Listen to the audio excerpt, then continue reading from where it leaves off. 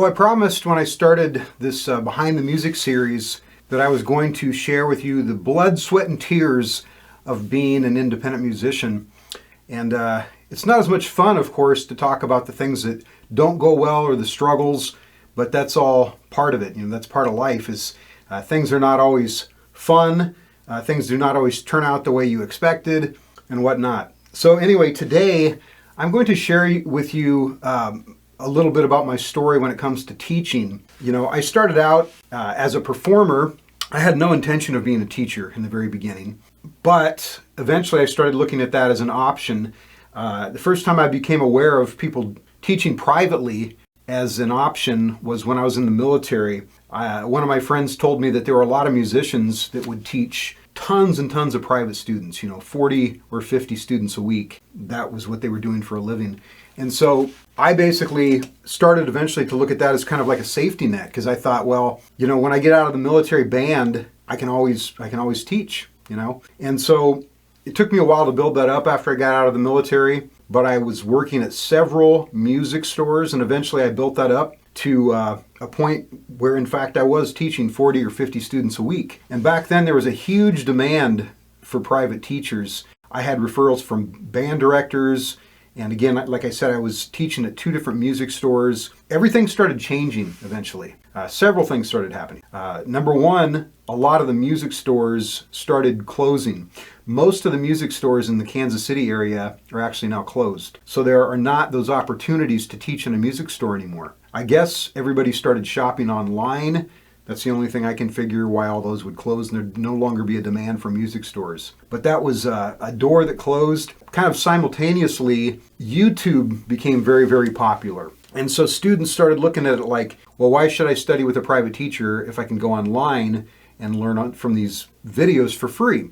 There's an awful lot you can learn from videos, but the problem I have with that, of course, it's no different than if you told me, I'm learning to golf and I'm learning from a video. I would say to you, well, what happens if you swing the golf club wrong and you don't know you're swinging it wrong? Well, there's no one to tell you to make those corrections for you. So you could be practicing incorrectly, hours a week for years and not even know it. But trying to convince people of this when they have that resource available to them for free, it's just like spitting in the wind. And it sounds self-serving. If I start saying that to people, then it sounds like, well, you're only saying that because you want me to come to you for lessons. But it's just kind of a beating a dead horse. Even though I know that's the case. That again, I'm not against videos, but it's not a good substitute for a private teacher. But there's very few people you're ever going to convince that. So that kind of really lessened the demand, overall for private teachers.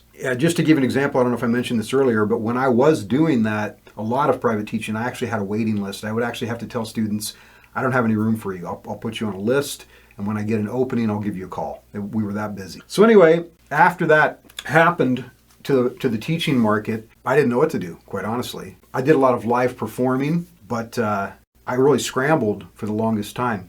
Now, fortunately for me, I'm a very versatile performer. If I had to make my entire living doing nothing but playing the drum set, that would be difficult at this point, for me anyway, because most bands are playing on the weekends. During the week, it's a lot of solo work. Fortunately, years ago, I learned to play the guitar. I also play the piano, so I do a lot of solo gigs. But anyway, what I'm trying to say, I guess, is my bread and butter for quite some time now has been live performing. That's how I make my living. And everything else I do is just kind of, extra icing on the cake. I started really getting serious. I've had a YouTube channel about drumming lessons for quite some time, but about a year ago, or maybe a little over a year ago, I decided I was really going to put a lot into that.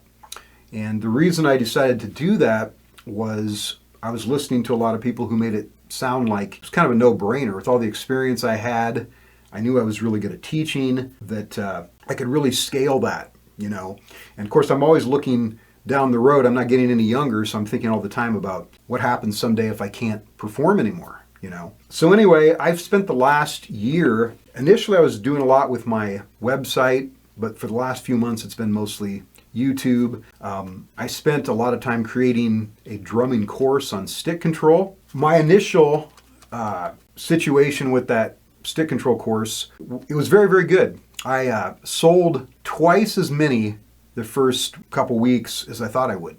You can predict a lot of this stuff by, there's been people that have been doing this for years, so they have the numbers. They know pretty much, they'll tell you what to expect. Unless things go really bad, this is the average or this is exceptionally good. So anyway, I ended up selling twice as many as I thought I was going to. And then that was really my existing email list. And since that time, I've been continually building my email list with this YouTube channel. But so far, I haven't seen a lot of sales with that course. And part of it is, I think people discover you on YouTube and you're brand new. They don't even know who you are. And so the idea of spending money with you is, they're going to have to really get to know you and trust you before they're going to buy something. So I get that. Oh, what was I going to say? The other thing I should say, so there's been several things. As I said, the money since that initial time, it just hasn't really been there. And so I have actually turned down, I deliberately didn't play as many gigs the last year because I was so busy building this YouTube channel. I kind of looked at that as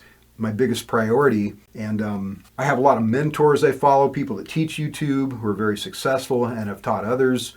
And so I have followed all their advice. They talk about researching the topic before you create a video. Try to figure out how many people are really looking for that topic. And then you make a video about that. Or in keyword research, same thing.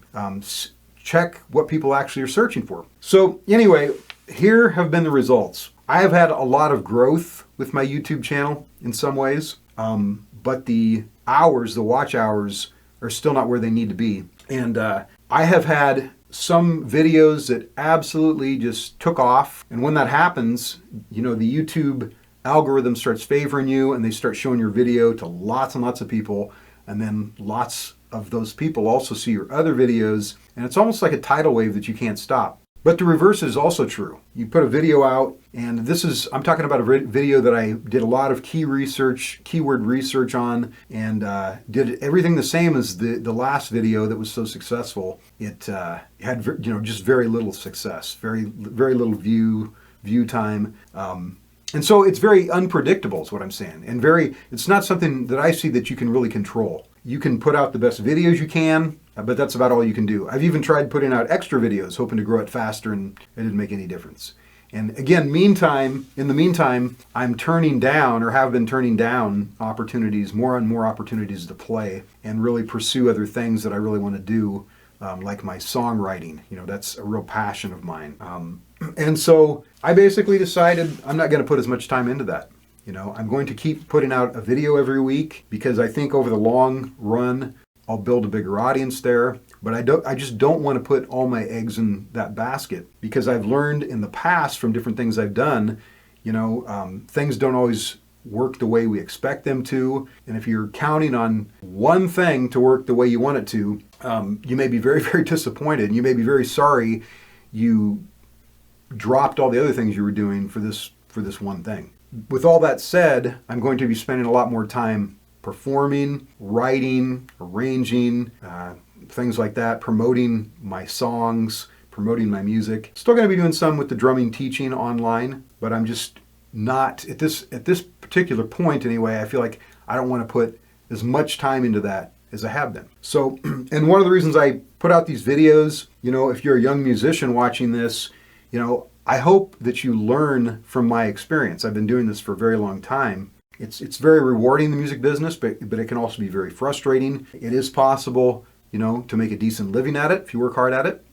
But again, you got your ups and downs just like anything in life. So that's all I have today. We'll see you for the next video.